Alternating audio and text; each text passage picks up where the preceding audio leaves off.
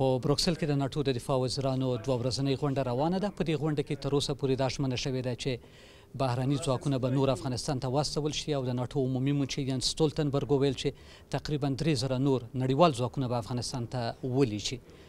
په همدې موضوع د پژواک اژانس له خبریال بشارت سره حکیم بشارت سره خبرې کوم. بشارت صاحب خبرونې ته ښه راغلی او که چېرته په سر کې دا پوښتنه وکړم څرنګه دغه ژمنه ستاسو په باور د افغانستان لپاره څومره ګټوره ده؟ بسم الله الرحمن الرحیم. لومړی تاسو او د ازادۍ راډیو قدرمنو اورېدونکو ته خپل سلامونه وړاندې کوم. ډېره زیاته مننه.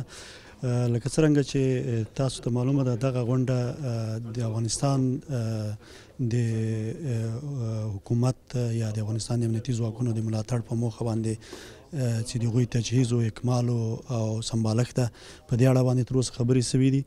او بل دا چې ناټو اعلان وکړ چې افغانستان ته به 3000 نور تازه دمه ځواکونه ولېږي چې د هغو رول به د امنیتي ځواکونو تجهیز او سمبالښت یا روزنه وي.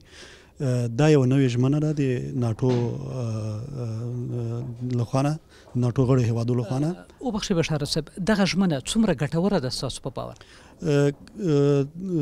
حتما به تر یو حده پورې ګټوره وي، خو دا به وخت ثابته کړي چې لکه مخکې چې دوی دغه کوم 14000 کسان وو چې هغه ګټور ثابت شوي دي که نه دي شوي، نو دا به بیا وروسته معلومات وشي.